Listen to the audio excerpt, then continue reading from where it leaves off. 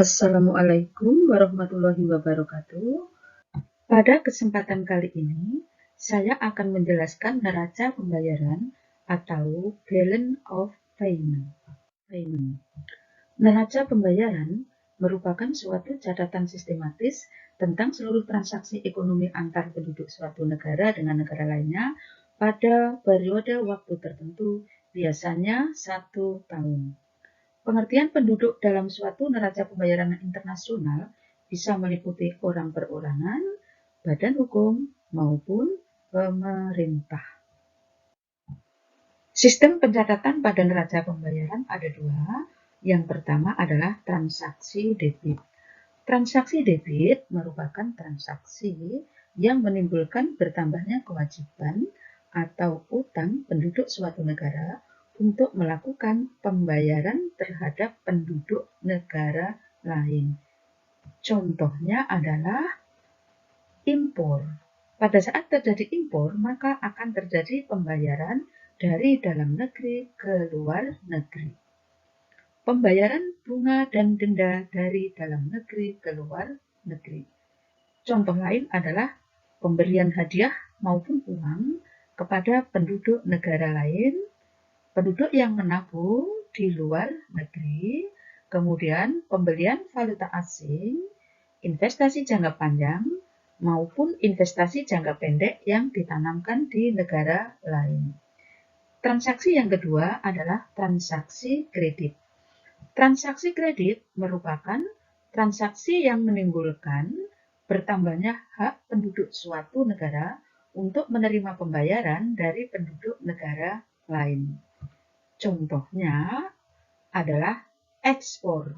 Pada saat terjadi ekspor, maka akan terjadi pembayaran dari negara lain ke dalam negeri, sehingga ada arus penerimaan dari luar negeri ke dalam negeri. Kemudian penerimaan jasa dari negara lain, penerimaan bunga dan dividen dari negara lain, penerimaan hadiah dan uang dari negara lain, penduduk negara lain yang menabung uang di dalam negeri, penjualan valuta asing, maupun investasi jangka panjang maupun investasi jangka pendek yang ditanamkan penduduk dari negara lain di dalam negeri. Jadi, kesimpulannya, transaksi debit untuk mencatat arus pembayaran ke luar negeri, sedang transaksi kredit untuk mencatat penerimaan dari luar negeri ke dalam negeri.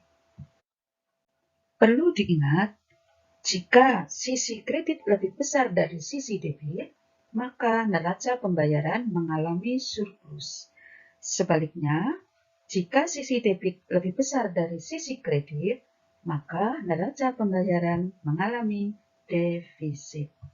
Catatan, defisit pada neraca pembayaran tidak selamanya buruk. Harus dilihat dulu pada komponen mana yang mengalami defisit. Misalnya, defisit yang terjadi pada komponen transaksi berjalan, maka untuk menutupnya perlu peningkatan penerimaan pada transaksi modal. Caranya bisa dengan mencari pinjaman luar negeri atau menarik investor asing untuk menanamkan modal di dalam negeri. Defisit yang terjadi dalam jangka pendek mungkin tidak begitu berarti. Namun, jika defisit terjadi dalam jangka panjang, bisa berbahaya juga. Meski begitu, surplus yang terjadi dalam jangka panjang pun bisa tidak begitu berarti jika tidak digunakan untuk meningkatkan kesejahteraan masyarakat. Komponen-komponen neraca pembayaran terdiri dari 1. Neraca berjalan yang terdiri dari neraca perdagangan, neraca jasa, dan neraca transaksi sepihak atau biasa dikenal dengan transaksi unilateral. Yang kedua, neraca modal, dan yang ketiga adalah neraca moneter. Untuk lebih jelasnya, perhatikan penjelasan berikut ini. Neraca berjalan terdiri dari neraca perdagangan yang mencatat transaksi ekspor dan impor barang di antara dua negara atau lebih. Transaksi yang dimasukkan dalam neraca perdagangan misalnya adalah transaksi ekspor dan impor karet, minyak, hasil industri manufaktur, dan lain-lain. Neraca jasa mencatat transaksi jasa dari atau kepada negara lain. Transaksi yang dimasukkan ke dalam neraca jasa adalah seluruh transaksi ekspor dan impor jasa, seperti jasa tenaga kerja, pengiriman uang, biaya transportasi, biaya asuransi, dan tarif wisata. Berikutnya adalah neraca transaksi sepihak atau transaksi unilateral. Dalam neraca transaksi sepihak, maka mencatat transaksi sepihak berupa hadiah atau bantuan sosial yang diterima atau diberikan dari atau ke luar negeri tanpa kewajiban untuk mengembalikan atau membayar kembali. Jadi kesimpulannya, pada neraca perdagangan yang dicatat adalah hanya transaksi ekspor dan impor barang, sedang pada neraca jasa yang dicatat adalah hanya transaksi ekspor dan impor jasa. Sedang transaksi sepihak atau transaksi unilateral hanya mencatat transaksi sepihak, baik berupa hadiah maupun berupa bantuan sosial tanpa kewajiban mengembalikan atau membayar kembali. Berikutnya adalah neraca modal. Neraca modal mencatat transaksi penerimaan atau pembayaran sehubungan dengan peminjaman dan penanaman modal atau ekspor dan impor modal yang terjadi di antara dua negara atau lebih, baik untuk investasi jangka pendek atau jangka panjang. Investasi jangka pendek misalnya membeli obligasi untuk memperoleh keuntungan. Sedangkan investasi jangka panjang misalnya membeli saham untuk investasi jangka panjang. Selain itu, dalam neraca modal dicatat juga jual beli efek, penanaman modal asing, bantuan luar negeri, dan pembayaran utang luar negeri. Berikutnya adalah neraca moneter. Neraca moneter mencatat mutasi dalam hubungannya dengan IMF, serta memperlihatkan perkembangan atau perubahan cadangan devisa suatu negara. Cadangan tersebut bisa berupa emas atau valuta asing lainnya. Berikutnya adalah defisit dan surplus neraca pembayaran. Dalam neraca pembayaran, kemungkinan bisa terjadi surplus maupun defisit. Defisit terjadi apabila jumlah ekspor lebih kecil daripada impor. Sedangkan surplus terjadi apabila jumlah ekspor lebih besar daripada impor.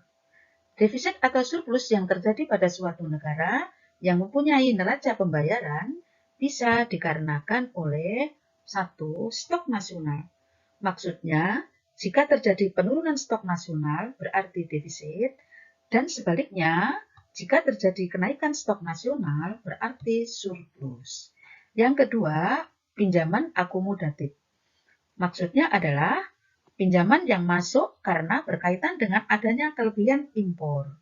Berarti merupakan bagian dari defisit. Sedangkan pinjaman yang masuk atas kemauannya sendiri disebut juga pinjaman otonom, tidak mempengaruhi defisit neraca pembayaran. Yang ketiga, defisit total. Defisit total adalah besarnya penurunan stok nasional ditambah dengan pinjaman akomodatif. Yang keempat, surplus total. Surplus total adalah besarnya kenaikan stok nasional ditambah dengan pinjaman akomodatif. Jadi, untuk mengetahui suatu neraca pembayaran mengalami surplus atau defisit pada neraca pembayaran, maka yang dihitung adalah hanya perubahan dari stok nasional dan pinjaman akomodatif. Perhatikan contoh soal berikut. Ya, berikut adalah neraca pembayaran dua negara, yaitu negara ABC dan negara XYZ. Sekarang kita perhatikan neraca pembayaran negara ABC. Negara ABC mempunyai ekspor sebesar 800 dolar Amerika dan impor sebesar 600 dolar Amerika. Jadi, neraca perdagangan negara ABC mengalami surplus 200 karena ekspor lebih besar daripada impor dan kita beri tanda plus 200. Kemudian, Negara ABC mempunyai pinjaman otonom sebesar 100 atau minus 100 dan pinjaman akomodatif sebesar min 100 sehingga saldonya 0. Jadi neraca pembayaran suatu negara itu secara internasional harus bersaldo 0. Jadi itu perhatikan neraca perdagangannya surplus 200 tapi punya pinjaman otonom 100, kemudian pinjaman akomodatif 100. Kemudian bandingkan dengan neraca pembayaran negara XYZ yang mempunyai ekspor sebesar 800 dolar Amerika dan impor sebesar 1.600 dolar Amerika. Sehingga neraca perdagangan negara XYZ mengalami defisit sebesar 800 dolar Amerika. Kita beri tanda minus. Defisit tersebut ditutup dengan pinjaman otonom 200, pinjaman akomodatif 400, dan dari stok nasional 200. Secara internasional harus bersaldo 0. Dari neraca pembayaran kedua negara tersebut, maka dapat diambil kesimpulan bahwa negara ABC mengalami surplus sebesar 100 dolar. Yaitu dari mana? Dari pinjaman akomodatif sebesar berapa? 100 dolar Amerika. Sedangkan stok nasionalnya 0, tidak ada. Sehingga negara ABC mengalami surplus sebesar 100 dolar Amerika. Sedangkan negara XYZ mengalami defisit neraca pembayaran sebesar 600 dolar Amerika. Yang diperoleh dari mana? Dari pinjaman akomodatif sebesar 400 dolar Amerika dan stok nasional sebesar 200 dolar Amerika. Ya, jadi untuk menghitung surplus atau defisit neraca pembayaran, yang dihitung adalah besarnya pinjaman akomodatif dan besarnya stok nasional. Baik stok nasional yang mengalami kenaikan maupun penurunan.